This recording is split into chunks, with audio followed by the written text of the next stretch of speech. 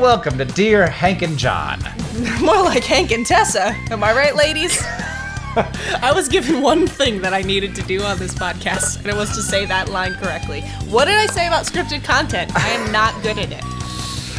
It's a comedy podcast about death, where two brothers, or sometimes one brother and one friend, answer your questions, give you dubious advice, and bring you all the week's news from both Mars and AFC Wimbledon.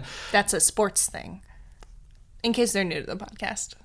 How you doing, Tessa? I'm doing so good. Really enjoying Missoula, Montana. Yeah. It is so beautiful here. It's out of control. I completely understand why people want to live here in the month of July. Right. This is one of the better of the months. Yeah. It's not on fire yet. Mm-hmm. And it's also not made of ice. Yeah. Unlike some of us. Our two main seasons are Fire and Ice here. Fire and Ice. Yeah. Next single. Well, I think that's what the George R. R. Martin books in total are called, A Song of Fire and Ice, which is maybe it's about Missoula. Oh, do you not know about? No idea what that is. It's the Game of Thrones books. Oh. Have heard of that? Yeah, I like the show. I'm cultured. So you have been working for like a year on an album, maybe more than a year now. Yeah. Bad ideas. Bad ideas. I know where they lead, but I have too many to sleep. Mm-hmm. That's the chorus of that song. Yeah, that's a lyric. Yeah. I've been working on this album, Bad Ideas. What's the easiest chart to chart on? Because I charted on the Billboard comedy charts. Nice. I feel like that's probably one of the easier ones. I'm going to say yes. I don't know, but I know that I don't qualify for any of them because I'm like indie pop, and that's a fairly popular genre. Oh, so you're just not going to get anywhere near the top of that thing? I mean, maybe. What's on the top? Thanks for the vote of confidence. What's on the top of indie pop right now? Let me go real quick. Let me try it. See if I can think of an indie pop song. I don't even know if that's a genre. Okay, so apparently indie pop is called alternative. Oh, because it's 1992. So Say Amen by Panic at the Disco is number 2. I'm looking at an advertisement that was for BTS. A lot of advertisements. I haven't heard of any of these songs. Imagine Dragons, Bastille, Sir Sly. So these are enormous. Yes. Bands, which maybe I'm going to be by the time this comes out. Does Beck have an album out? Yeah, you didn't know that? I didn't know that. Oh, cool. I met Beck's mom one time. How was that? She was lovely. I think that's relevant to our questions today. We do have a question about meeting famous people's moms, weirdly enough. It was backstage at a show that John and I did, and a friend of ours brought Beck's mom along. And she's like sort of famous in her own right. She was like a famous like person in sort of the Andy Warhol era. Yeah. So it was cool to hang out with Beck's mom, and Neil Gaiman was also backstage at that show. Was Amanda Palmer there? No. Cool. So Tessa's like, I don't care anymore. No, I mean, but I was so starstruck by Neil Gaiman that I basically was incapable of doing anything. That's funny. That was me like the first several times I met you. Really? Yeah, absolutely. That's funny. It's Weird. funny you didn't sense that. No. I'm usually... Yes, I'm bad at that. Interesting. Because you talk about it a bit in your book, and I wouldn't get that sense from you. What do you mean? Well, you talk a bit about how there's a line where someone approaches her on the streets of New York about the idea of fame. It's strange. Suddenly you don't know if someone's talking to you because they recognize your work or because they just think you look familiar. Yeah. And how someone on the streets of New York started by telling a personal story of her life. And you were like, as the character, the protagonist, April May, is like, for the record, not a great way to start it because it was confusing to me. Do we know each other? Well, that was different though because I knew who you were. Like we were colleagues. Yeah. And so when I meet people who I'm big fans of, but who already know who I am, I feel like I'm having a starstruck moment, but usually they don't notice. Yeah. Because we have things to talk about. I guess. Usually it's like, what are you doing at VidCon? Oh. Tessa, do you want to answer some questions from our listeners? I would love to. Not that I don't want to talk more. We'll find some chances to talk more. Great, cool. This question comes from Tasha. It's the first question. It says, Dear Hank and Tessa, the heat index in Kentucky was recently 105 degrees. Unlike in cold weather, where I can bundle up, I can only take off so many layers of clothes without going to jail. What are some of the ways that you beat the horrible heat and humidity? Oh my god, I'm burning. Tasha. I just accept that I'm going to be miserable, and when I stop trying to fight it, I feel a lot more okay. You know, this is true for me with food. Sometimes I can't eat for a little while because of my intestinal issues. And I find it much easier to be hungry when I know that I can't have food than when I'm just like sort of being prevented by time and space from acquiring food. So that is a good tip. I don't think that it's going to work 100% of the time. I think that once you climb up into the 130s, you might be like, well, I'm going to die now. Yeah. But yes, it is good to sort of like find moments of acceptance. But I also will give it this tip. If you can, submerge your feet in water. My mom does that. It helps so much. Yeah. It's shocking.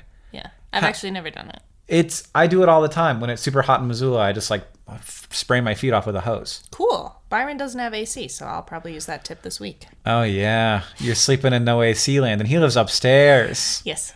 It was fine today so far. I made a whole video about what to do when it's too hot, because I also used to live in no air conditioning land. Yeah.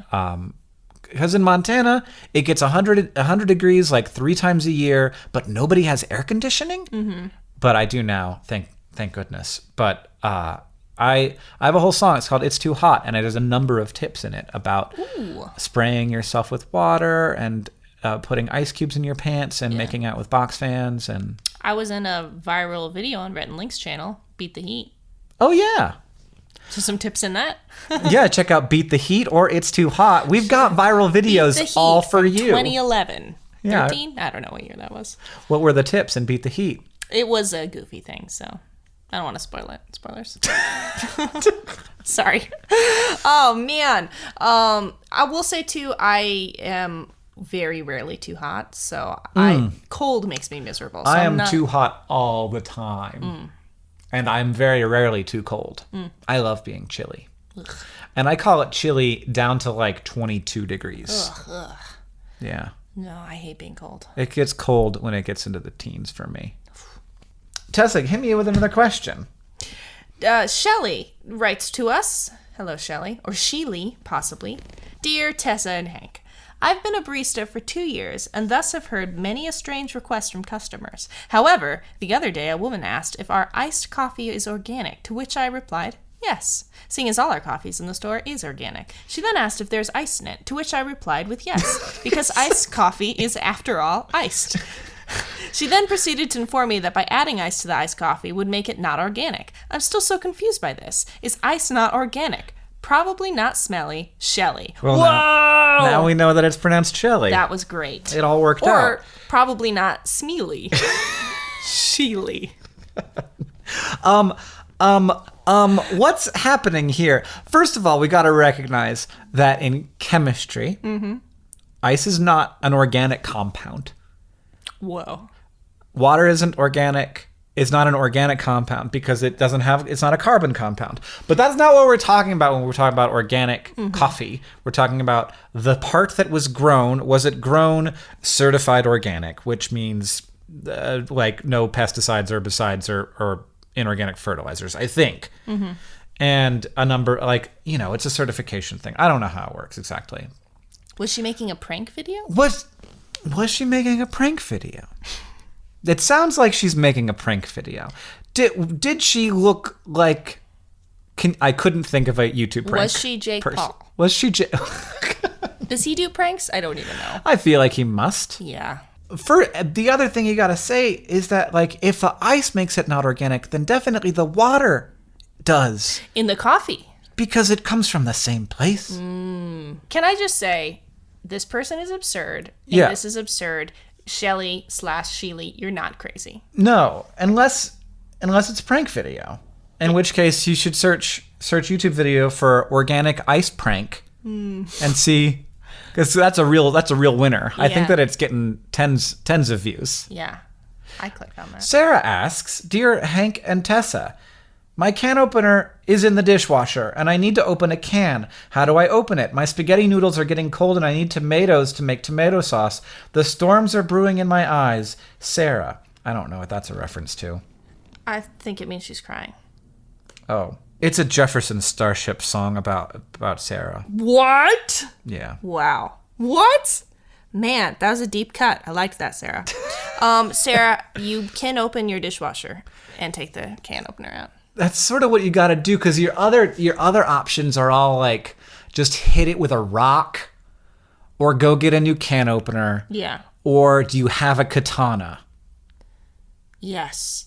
Ooh, actually, they don't call it a cantana for nothing. Right.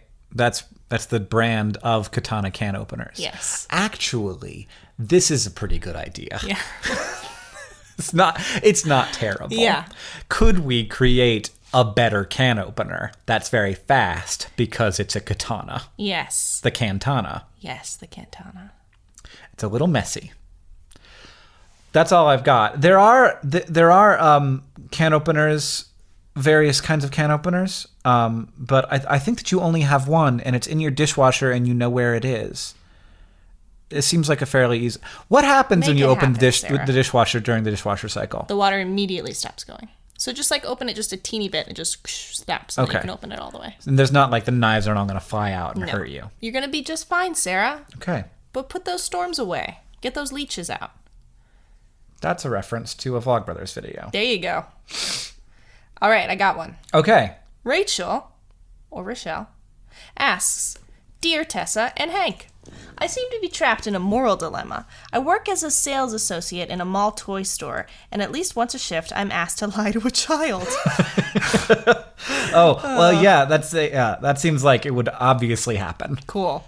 Parents will often bring toys to the register only to hand them to me, saying something along the lines of, "This isn't for sale, right?" Oh no. These types of comments generally come with longing looks from both parent and child. This isn't for sale? This isn't for sale. It's a toy store. Not only are you lying to the child, you are confusing them about what stores are. Yeah. It's like, it's not like the shelves. Yeah, this isn't for sale, right? This is an awkward spot to be in. Everything in the store is obviously for sale. It's a store for goodness sakes. She agrees with you. But I'm clearly being asked to lie to a child in order to save the parents from buying yet another toy. Mm-hmm. What should I do about this? Do I play along with the parent and send the child away disappointed, but the parent triumphant? Or do I play dumb and hope that they buy the toy in the end? I do have sales goals after all. Oh, you have sales quotas? Feeling in moral peril for lying to children, Rachel. Well, if you have sales goals, you gotta sell. Yeah. Until I heard that there were sales goals, which I didn't know was a thing. Yeah. Have you ever been in a situation where there was a sales goal? We didn't have those at Walmart. I worked at a clothing retail store, and we didn't. It was definitely good news for us and the employees if we could make more last month every month, but we weren't like. We didn't get a bonus, and we weren't punished if we didn't. Right. Okay. So. Okay. Well, assuming that it's not like you're going to be in a problem spot or you're not getting like weird toy commissions, which I think seems immoral. Yeah. I feel... Is there a way to tell this story in a way that's fun for everyone? Or to say like the child leaves the store thinking, I'm going to get that toy later. And if they really do want it, then they'll come back and get it. This is a trick that I use, where I like to leave a store or a shopping experience between wanting a thing and buying a thing. Me too. I do that too. And everyone's like, why don't you just get it if you want it? I'm like, because I want to know if I still want it a day from now. Yeah. Or if I just want the thrill of something new. Yeah.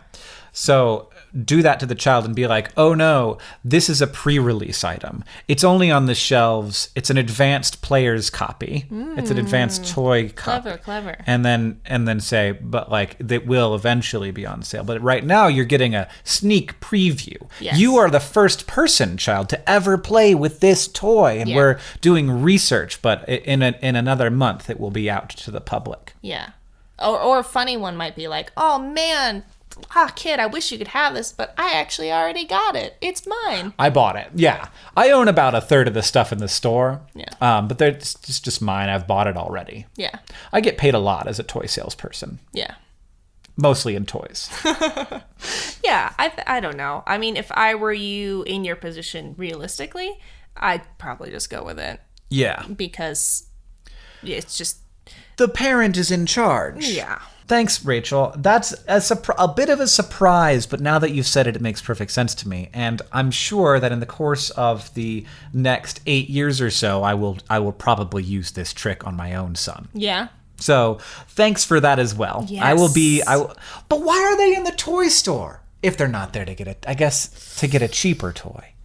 Yeah, I don't know. That is... Don't take a child in a toy store if you're not yeah. going to buy them a toy. That's tough. Mm-hmm. I went in a lot of toy stores as a kid without getting a toy. Yeah? Yeah. But I guess. understood we were poor, so I was Right. like, cool, some time to play with stuff. Right. We're going to go play with Things that we all the can't very buy. good toys. Yeah. I just live here now. Yeah.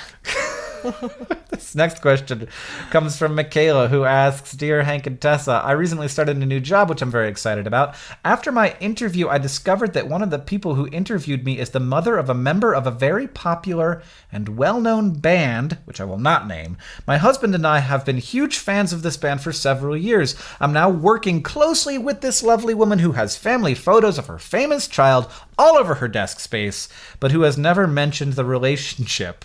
I mean, it'd be a little weird to be like, Oh. have I mentioned all of my children to you? I don't know. Yeah, does she mean never mention the relationship as in, like, hey, I have a son, or... And he plays the trombone in Imagine Dragons? Yeah. Keep going, sorry. Okay. When she talks about her kids, the So famous... she does talk she about does the talk about relationship, kids. just the not that famous he's child famous. is, quote, the one who plays drums. Sorry, he doesn't play trombone in Imagine Dragons. How do I bring up the fact that I know exactly who her kid is and am a huge fan?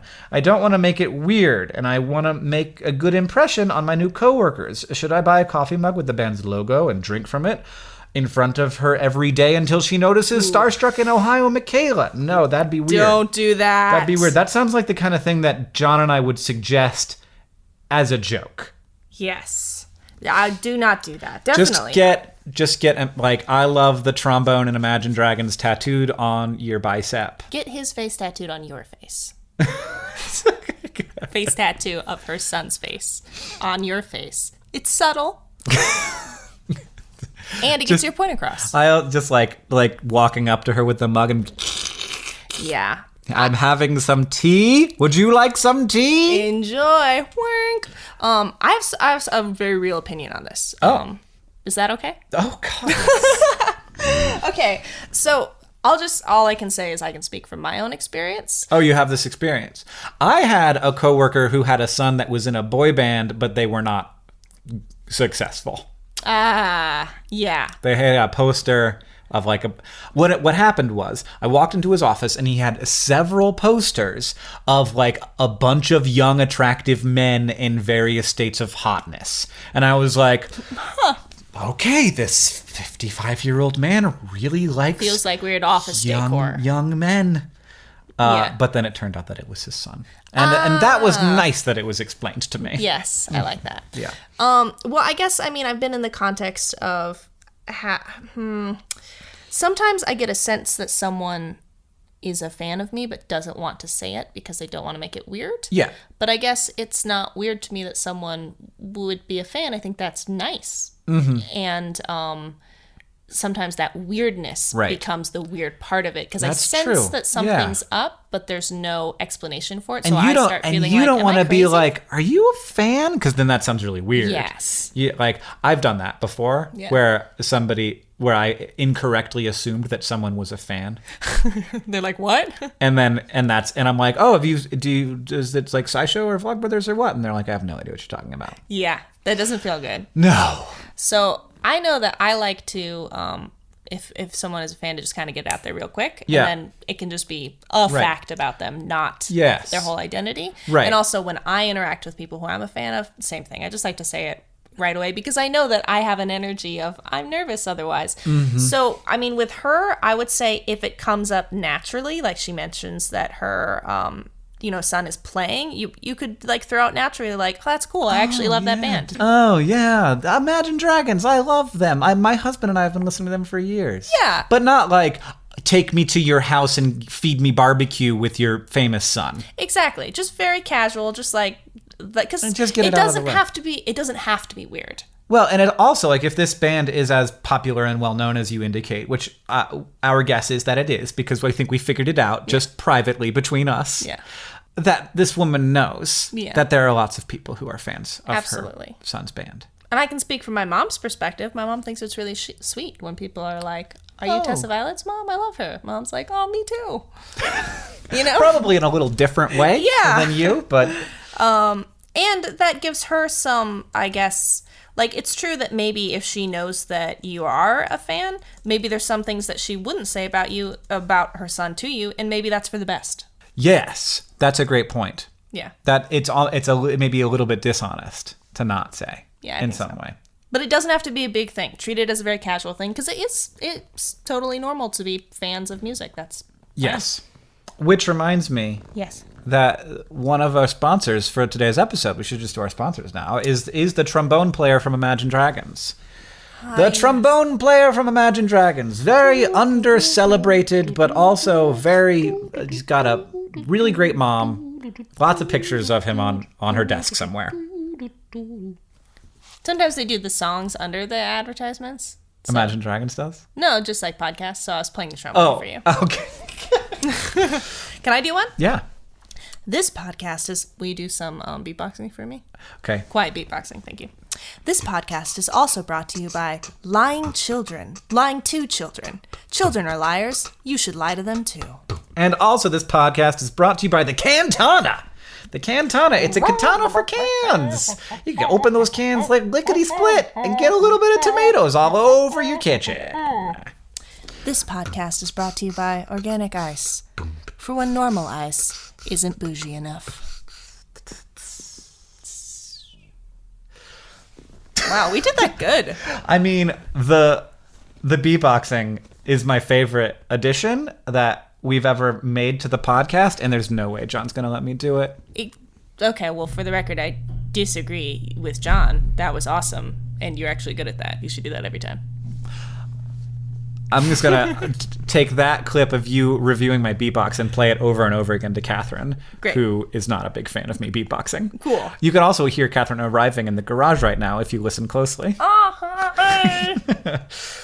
Anonymous writes, Ooh. Dear Tessa and Hank, I'm currently on a university summer language program in Spain. I'm trying to learn Spanish, and part of my program requires me to stay in the homestay with a Spanish family. I just arrived today, and my host mom is a lovely Spanish grandma, but I have a huge problem. Firstly, I'm really awkward with old people. I don't know what to say to them. I mean, look, this is legitimate because you don't have a lot in common. Yes.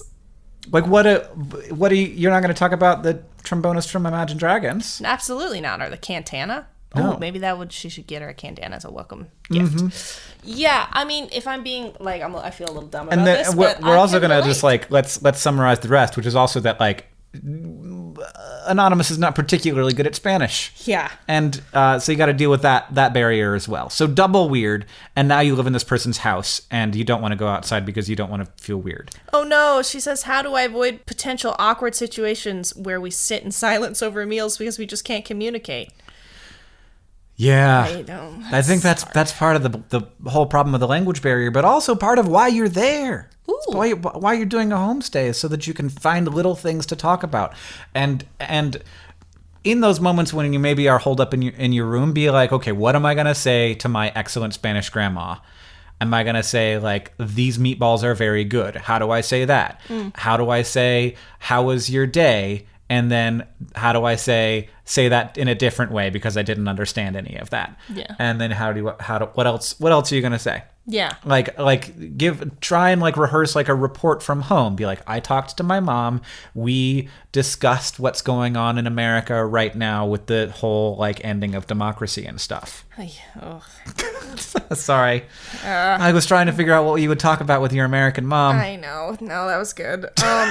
Yeah, and It sounds like, well, one, it's hard to learn a foreign language. You know, that's an uncomfortable thing to learn because it's hard not to be good at things. Yeah. And you've probably, sounds like you haven't had a lot of relationships with older people. So, of course, that's a new skill you're learning too. And maybe just have a little grace for yourself that it's like, it's uncomfortable and that's okay. Right. Like, well, it's funny to think of that as a skill, but it totally is. Like, like knowing how to communicate with people who are generationally different from you. Yeah.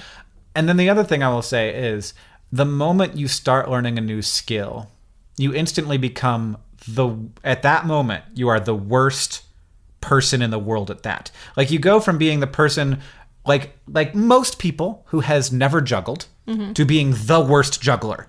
Yes. So you go from being absolutely average, just another person who doesn't juggle, to the worst juggler on earth. Yes. And that transition is unpleasant. Now, what I will say is you very quickly go from being the worst juggler on earth to like quite a ways up the ranks. Yeah.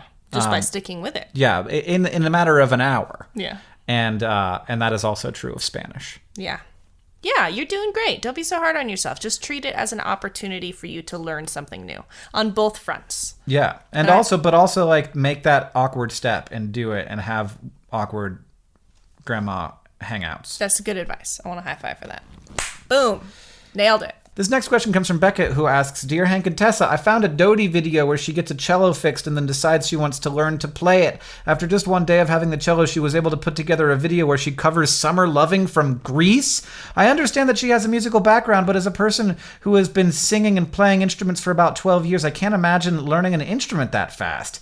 It's starting to make me feel very inferior. It's like we're answering the same question again a little bit. As a person who likes to learn new things and does music, why is it so easy for some people to learn things? Why can't I learn things that quickly? Also, I agree with John. Mustard is the best thing to put on a ham sandwich, and mayonnaise doesn't belong on any food. Memento mori, Becca. Well, I don't know why I read that last sentence. Mayonnaise doesn't belong on any food. You like mayonnaise? I love mayonnaise. In fact, right now, reading that, I was like, man, I want a mayonnaise sandwich right now. A mayonnaise sandwich that is just bread and mayonnaise? First of all, that's not what I meant, but it's not like I've never done that. Oh, wow. That is like deeply disturbing to me. Like good white bread with just mayonnaise on it is absolutely good thing to eat. I'm not saying good for you, but a thing that I enjoy eating. Makes me feel nauseated thinking about that. Interesting. Gross. A lot of people say that about mayonnaise. I don't get it. I think it's such a good... It's like not liking butter to me. Oh, no, butter rocks. I know. That's how I feel. When you say you don't like mayonnaise, I'm like, how could you not like butter? That's crazy. I do like just a wee bit of mayonnaise in my tuna salad. Well, that's literally what tuna salad is. It's mostly mayonnaise. I don't like, if it's mostly mayonnaise, it's bad tuna salad. Okay. It should just be the smallest amount. I know a person. Is it me? It's not. Is it Catherine? I know many different people. Okay. Interesting. Who works for a company that sells mayonnaise in bulk to supermarket kitchens, like the area where they make the tuna salad and all the various things. Mm. The what do they call it with the marshmallows in it? Marshmallow. It's got a stupid name. S'mores? Mallow salad. Wow, that's how you spell. Ew, gross. There's such thing as marshmallow salad? Yeah. Oh, that looks terrible. I can't remember what they call it. Is it mayonnaise and marshmallows? Yes. Everything about this is heinous. What's it freaking called? It's ambrosia. Ugh. It's called ambrosia because somebody was feeling it at the branding department that day. But I have a friend who sells the mayonnaise to them, and they provide the recipes for... this is very strange to me, that the people who sell the mayonnaise provide the recipes for how to make the chicken salad. It seems like you shouldn't let them do that because they obviously have a vested interest in having mayonnaise. And having a lot of mayonnaise in that chicken salad. Interesting. And that, I think, is why all grocery store salads are 90% mayonnaise. They're bad. Wow. What? Are the grocery stores required to use the recipes? No, I don't think so. Oh, it's just a suggestion. All right, okay. I understand. In that case, good on them. Good brand. But maybe that would be good if we'll give you the mayonnaise cheaper if you use our exact recipes and we have copies of your surveillance footage and we're watching you. Cool. Speaking of surveillance footage, I love your book.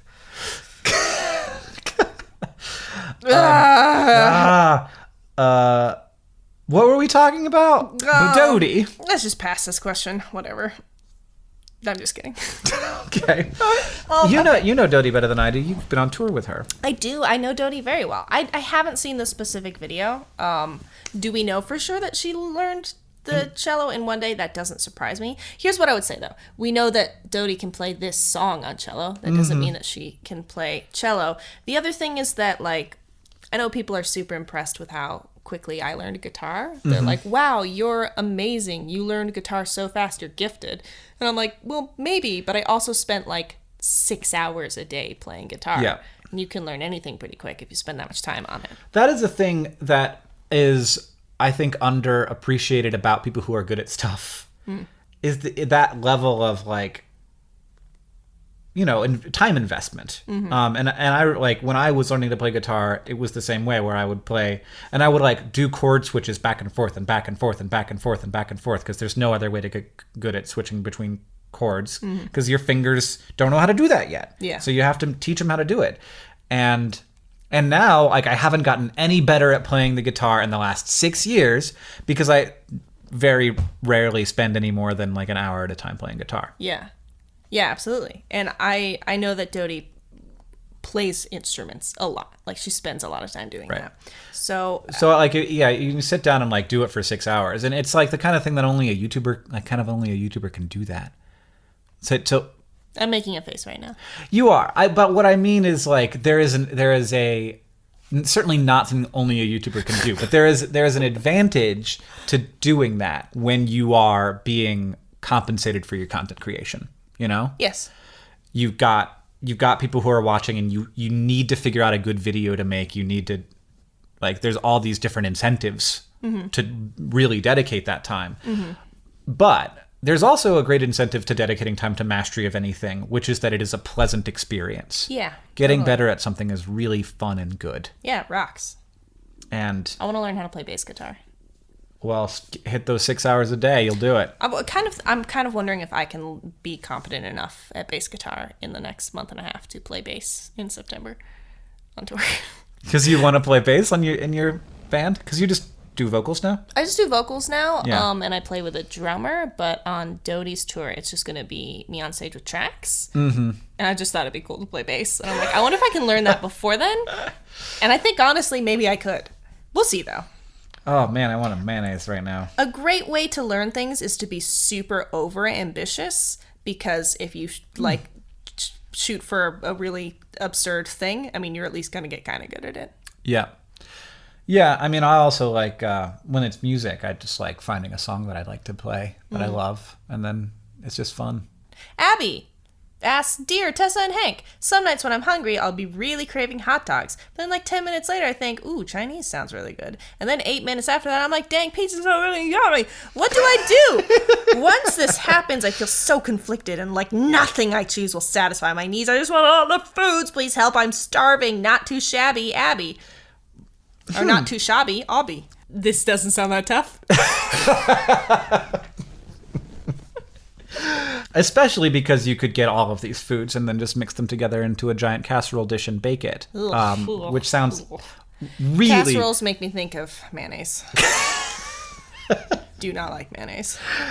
This next question comes from Jenna, who asks, Dear Hank and Tessa, I really want to learn to dance, and I even have a place nearby that has a relatively cheap drop-in class. However, I have so much social anxiety. Every week I hype myself up and get excited to go to classes. However, when the time actually comes, I think about how much better everyone else will be, and I chicken out. It's like we were answering the same question again. I like it, but I have something new to say about this. Okay. I know I will never get better if I don't go, and I know other people aren't even paying attention to anyone but themselves, but I still do get nervous. Do you have any tricks for starting to learn new skills or doing things that make you anxious? Jenna. Yes, Jenna. Here's one of my tricks. I go into something thinking about how smug I'm going to feel once I get good at it. Really? Yeah, and I just focus on that feeling of how, like, I'm going to bask in the fact that I've learned something new, and that I know the only way to get there is to go through the pain of being bad at something. And I let that fuel me quite a bit. Yeah. Think about how cool you're going to think I am if a month and a half from now I'm playing bass guitar on stage at my show. It's true. Right? It's true. And you're going to be thinking, Hank thinks I'm so cool right now. I really am. So you're being fueled by my future admiration. I'm very admiration driven. Not actually something I'm proud of, but it There it does is. make me learn more skills. Yeah. You know, we've all got to fuel the tank somehow. Yep. Speaking of tank filling, your book is so good. There's just so many things that are relevant to our lives. I mean, I did write the book mostly for YouTubers. Yeah, it's great. It's so great. Oh, my turn? I think so. Amanda asks, Dear Hank and Tessa, I recently moved out of my family home, and while I did so for college a few years ago, this time feels different. My mom is really upset, and although she's been through this before, this time seems like more of a choice than a necessity. Any advice on how I can cheer her up? Please note that I already pre-ordered her a copy of An Absolutely Remarkable Thing, which comes out September 25th and is available for pre-order right now. And it's amazing, people. I'm reading it right now. I'm 3/4 through, and I'm mad that it's not out because I have no one to talk about it with. There's a mom here who needs some I don't know, adjustment.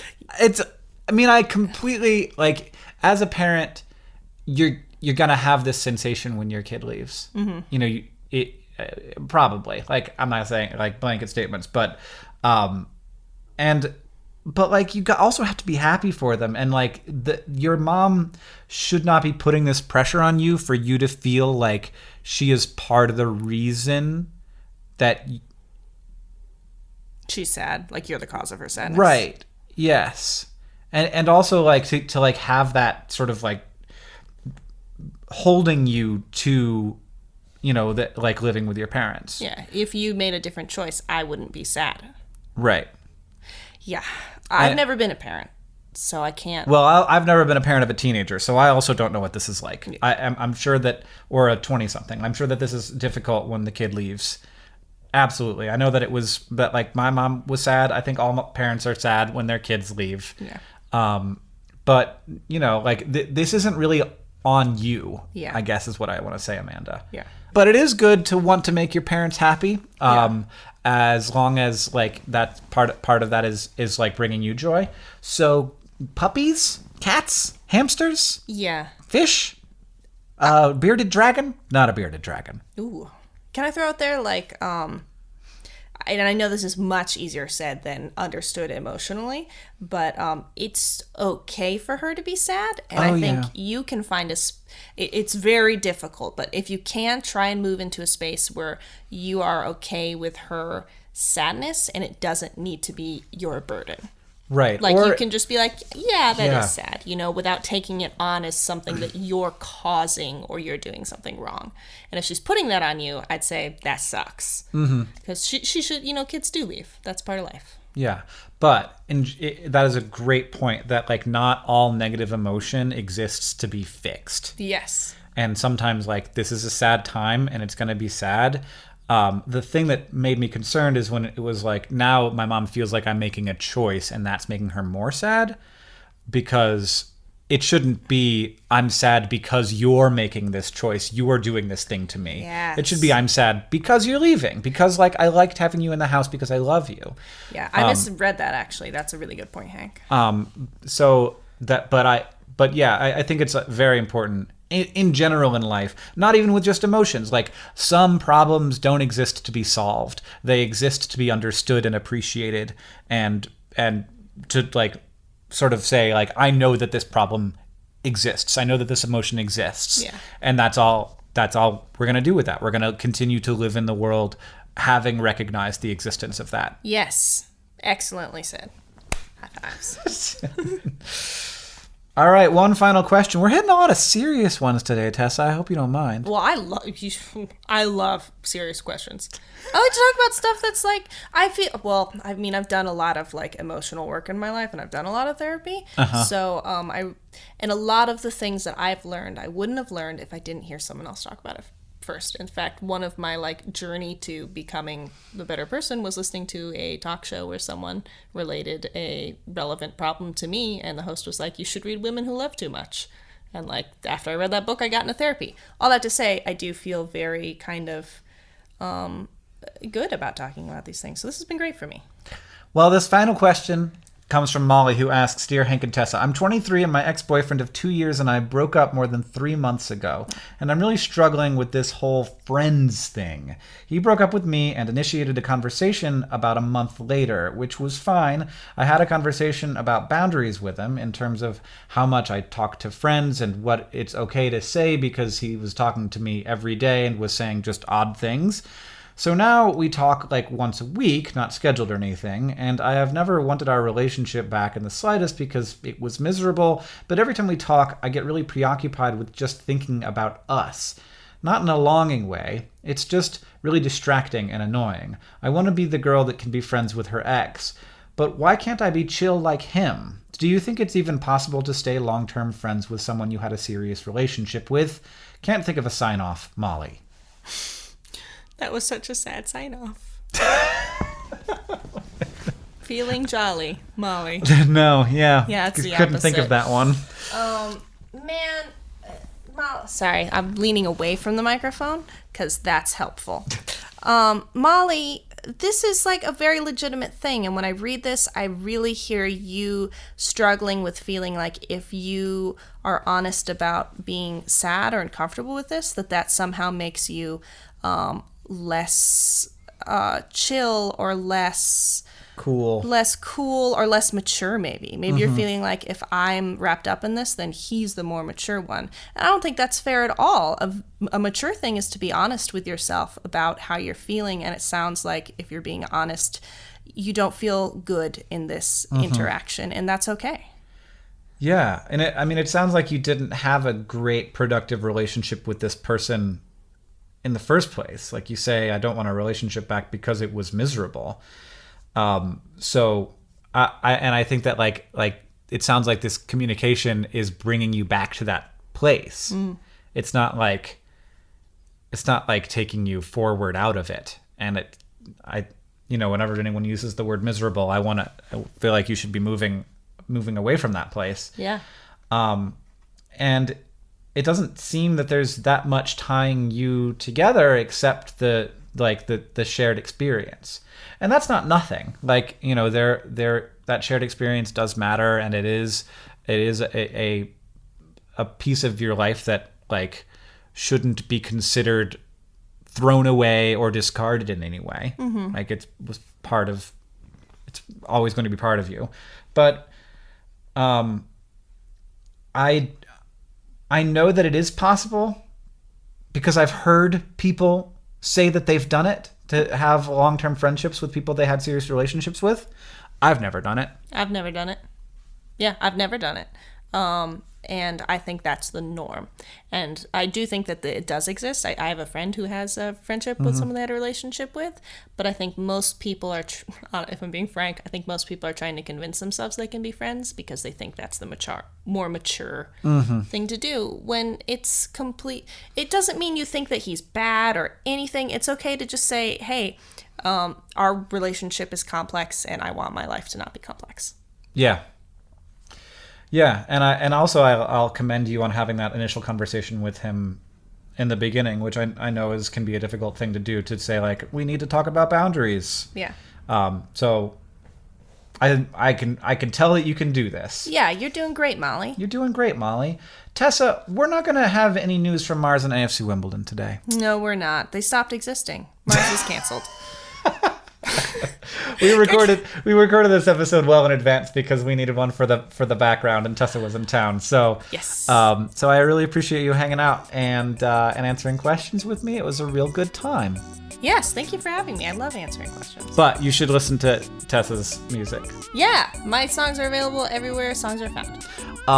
This podcast is edited by Nicholas Jenkins. It's produced by Rosianna Halse-Rojas and Sheridan Gibson. Our head of community and communications is Victoria Bongiorno. The music that you're hearing right now and the beginning of the podcast is by the great Gunnarolla. And as they say in our hometown, don't forget to be awesome.